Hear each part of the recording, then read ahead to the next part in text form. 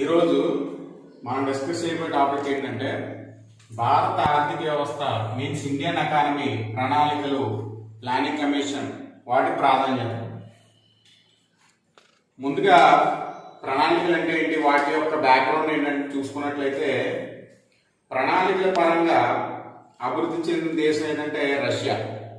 Russia ర్యాపిడ్గా develop అవడం చేత so ఏ దేశ ఆర్థిక వ్యవస్థ అయినా సరే ప్రణాళికలు చాలా బాగుంటాయి, సో మనం దాన్ని అడాప్ట్ చేసుకుందాం అనే ఉద్దేశంతో స్వాతంత్రానికి ముందే 1938 సంవత్సరంలో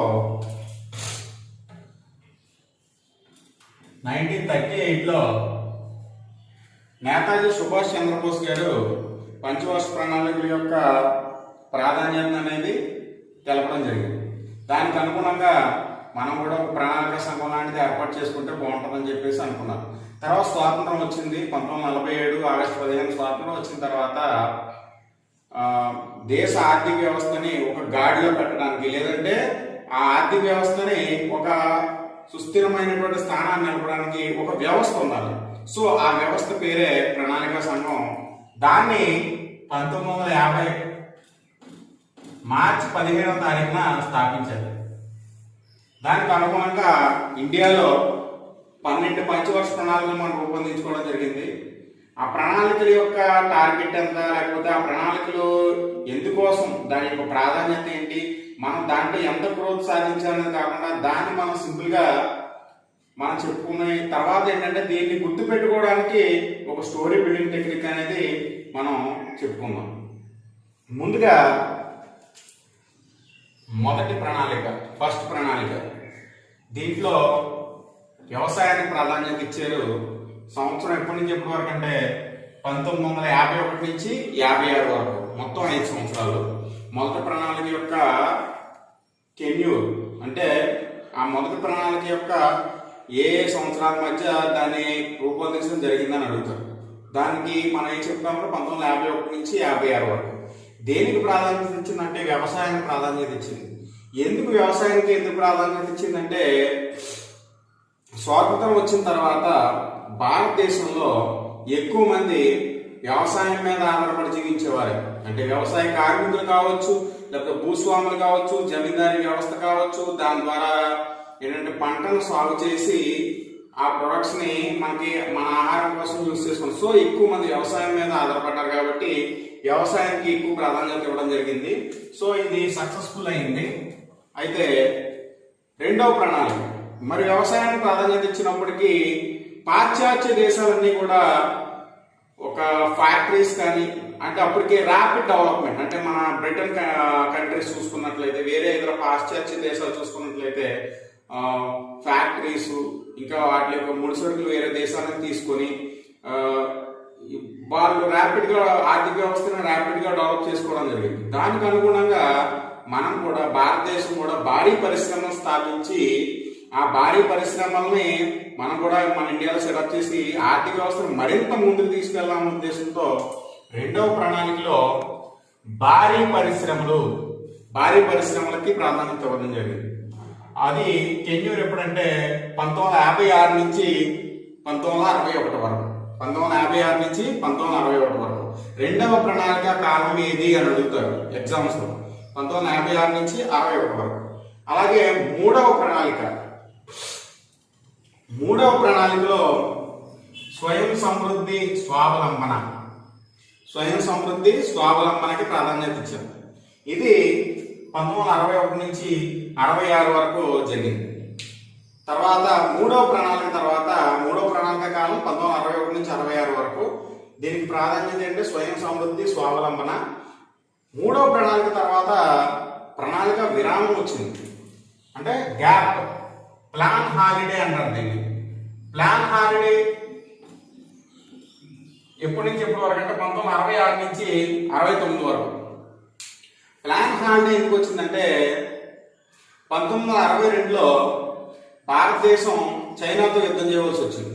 దాంతోపాటు 1966లో రూపాయి యొక్క మూల్య హీనీకరణ చేయడం జరిగింది. దీనికి అనుగుణంగా ఆర్థిక వ్యవస్థలో ఇప్పుడు ప్రణాళిక మనం చేపట్టాలంటే దానికంటూ కొంత బడ్జెట్ కేటాయించాలి. సో ఇండియా దగ్గర అంత బడ్జెట్ లేదు కాబట్టి అన్నాక ప్రణాళికలు కొద్ది గ్యాప్ ఇద్దాం అనే ఉద్దేశంతో ప్రణాళిక విరామం అనేది రావడం జరిగింది. దాని ప్లాన్ అనాలని అంటారు. ఇది 1966 నుంచి 69 మధ్యన ప్రణాళిక విరామం అనేది వచ్చింది. తర్వాత 4వ ప్రణాళిక వచ్చేసి స్థిరత్వంతో కూడిన అభివృద్ధి.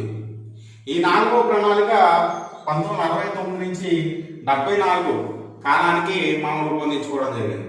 1969 నుంచి 74 కాలానికి సంబంధించి 4వ ప్రణాళిక రూపొందించుకోవడం జరిగింది. దీని యొక్క ప్రాధాన్యత స్థిరత్వంతో కూడిన అభివృద్ధి. తర్వాత 5వ ప్రణాళిక పేదరిక నిర్మూలన. స్వాతంత్రం వచ్చి ఇంచుమించుగా 25 సంవత్సరాలు గడిచినప్పటికీ కూడా ఇండియాలో ఎక్కువ మంది సగటు బీపీఎల్ అంటే బిలో పవర్టీ లైన్కి ఇంకా కిందనే ఉన్నారని చెప్పేసి, మరి వీళ్ళు పేదరికం నుంచి మనం బయటపడాలి, వీళ్ళు పేదరికం నుంచి బయటపడాలంటే మనం ఏదో ఒకటి చేయాలి, కొన్ని పథకాలు రూపొందించి వీళ్ళు పేదరికం నుంచి బయటకు తేవాలనే ఉద్దేశంతో 5వ ప్రణాళికలో పేదరిక నిర్మూలనకి ప్రాధాన్యత ఇవ్వడం జరిగింది. ఈ ప్రణాళిక యొక్క కాలం 1974 నుంచి 78 వరకు. చాలా మందికి డౌట్ రావచ్చు, పంచవర్ష ప్రణాళిక అంటే 5 సంవత్సరాలు కదా, మరి ఈ ప్రణాళిక 74 78 అంటే క్యాలిక్యులేట్ చేసుకుంటే 4 సంవత్సరాలు వస్తుందని చెప్పేసి. 1978లో వచ్చినటువంటి జనతా ప్రభుత్వం అంటే మొరార్జీ దేశాయ్ గారి గవర్నమెంట్ జనతా ప్రభుత్వం కాలంలో 1 సంవత్సరం ముందుగానే రద్దు చేశారు ఈ ప్రణాళిక. ఎగ్జాంపుల్ ఏమడుగుతాడంటే 1 సంవత్సరం ముందుగానే రద్దు చేయబడినటువంటి ప్రణాళిక ఏదని అడుగుతాడు. అది 5వ ప్రణాళిక. అప్పుడు దాని స్థానంలో ఏం చేశారంటే 1978-80 సంవత్సరానికి రోలింగ్ ప్లాన్స్ అని వాటిని రూపొందించుకోవడం జరిగింది. ఈ రోలింగ్ ప్లాన్స్ రూపొందించుకోవడం జరిగింది. తర్వాత ఏంటంటే ఈ జనతా ప్రభుత్వానికి కూలిపోవడం, మళ్ళీ కాంగ్రెస్ గవర్నమెంట్ రావడంతో 6వ ప్రణాళికలో మళ్ళీ తిరిగి పంచవర్ష ప్రణాళికను ప్రవేశపెట్టి 6వ ప్రణాళికలో శక్తి వనరులకు ఎక్కువ ప్రాధాన్యత ఇవ్వడం జరిగింది. ఇది యొక్క టెన్యూర్ ఏంటంటే రూపొందించిన కాలం 1980 నుంచి 85 వరకు. తర్వాత 7వ ప్రణాళికలో ఆహారం ఉత్పాదకత ప్రాధాన్యత. ఇది 1985 నుంచి 90 కాలానికి రూపొందించుకోవడం జరిగింది. 7వ ప్రణాళిక 1985 నుంచి 90 కాలానికి రూపొందించుకోవడం జరిగింది. దీని యొక్క ప్రాధాన్యత ఆహారం మరియు ఉత్పాదకత. ఆ తర్వాత 1990 నుంచి గవర్నమెంట్ అనేది స్టేబుల్ గా లేకపోవడం, అలాగే మన ఆర్థిక వ్యవస్థ కూడా ఫాల్ అయిపోవడం తోటి మనం అప్పుడు ఏం చేసామంటే పంచవర్ష ప్రణాళికకి కొద్ది గ్యాప్ ఇచ్చి దాని స్థానంలో వార్షిక ప్రణాళికలు అంటే ఇయర్లీ ప్లాన్స్, 1 ఇయర్లీ ప్లాన్స్ ఎప్పటి నుంచి ఎప్పటి వరకు అంటే 1990 నుంచి 92 వరకు వార్షిక ప్రణాళికలు అనేది ప్రవేశపెట్టడం జరిగింది. ఆ తర్వాత 8వ ప్రణాళిక ప్రాధాన్యత మానవ అభివృద్ధి ఉపాధి కల్పన, employment schemes, human resource development అనేది ప్రాధాన్యతగా 8వ ప్రణాళిక అనేది మనం స్టార్ట్ చేసుకున్నాం. ఇది 1992-97 కాలానికి మనం రూపొందించుకోవడం జరిగింది. అలాగే 9వ ప్రణాళిక ఉత్పాదకతతో కూడిన ఉపాధి.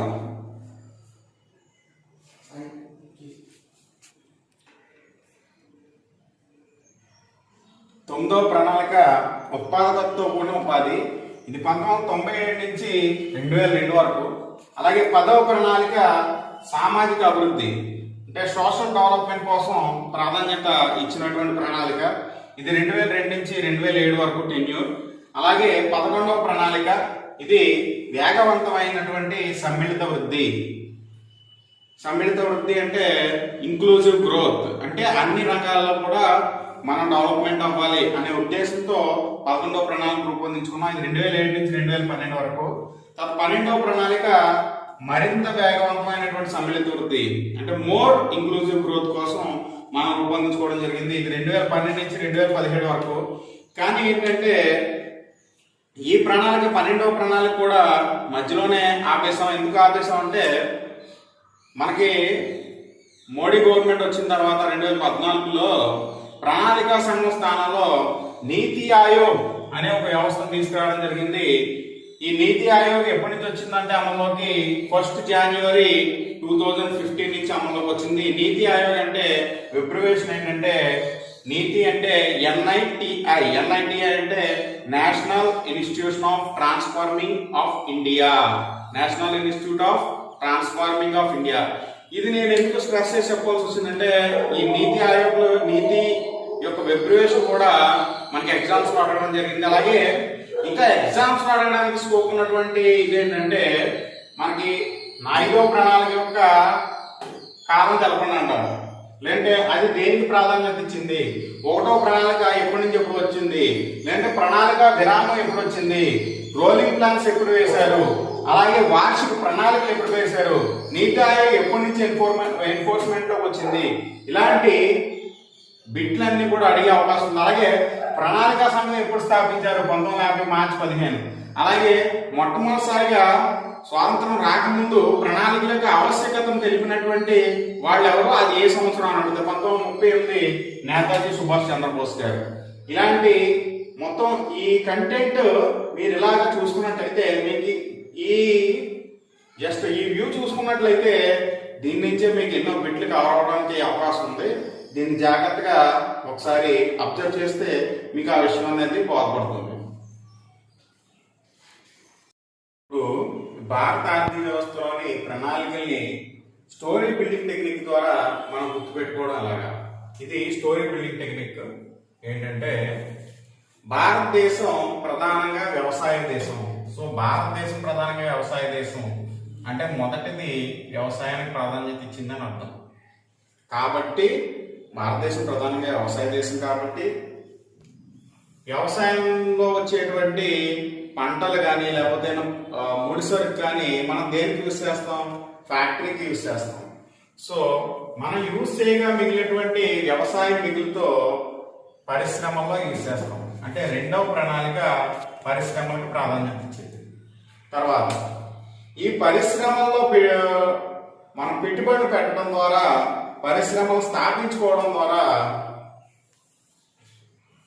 స్వయం సమృద్ధి స్వావలంబన సాధించవచ్చు. అంటే ఎకనామికల్ గా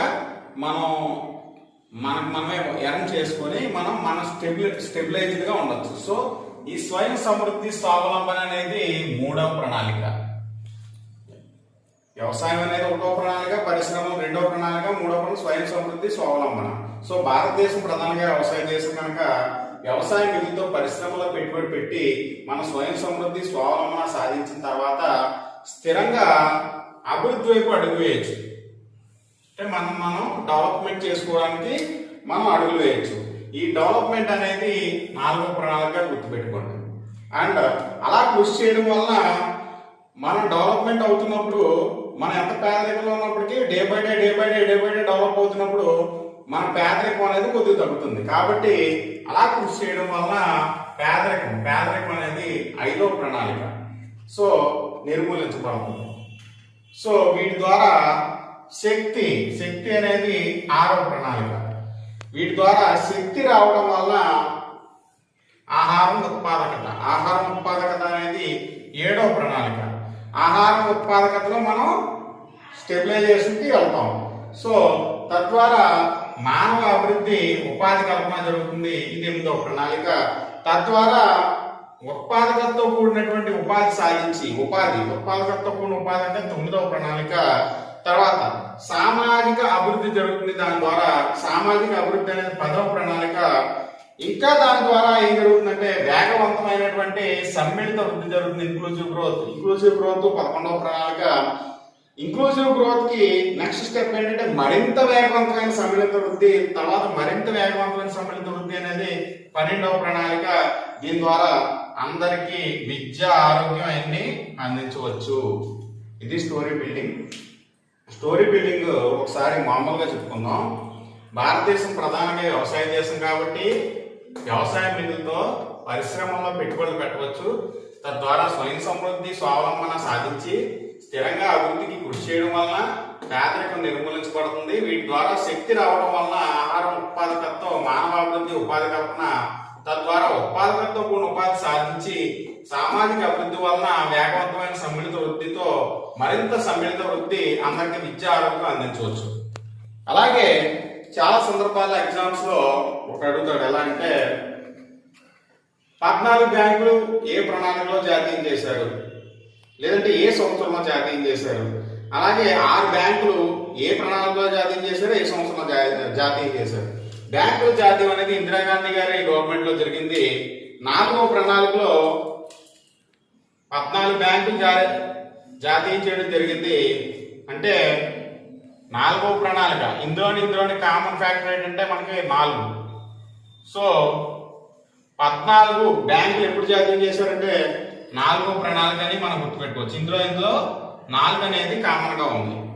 ఇది ఏ సంవత్సరంలో జరిగిందంటే 1969లో జరిగింది. 1969 అంటే 4వ ప్రణాళిక స్టార్టింగ్ ఇయర్. అండ్ 6వ ప్రణాళికలో 6 బ్యాంకులు జాతీయం చేయడం జరిగింది. అంటే ఇక్కడ కామన్ గా వచ్చేది ఏంటి మనకి 6 అంటే 6వ ప్రణాళికలో 6 బ్యాంకులు జాతీయం చేయడం జరిగింది. ఇది 1980వ సంవత్సరంలో జాతీయం చేయడం జరిగింది.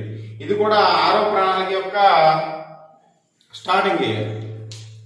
సో ఈ విధంగా కొన్ని మనం ఎలా గుర్తుపెట్టుకోవచ్చు కొద్దిగా ఈజీగా. So thank you.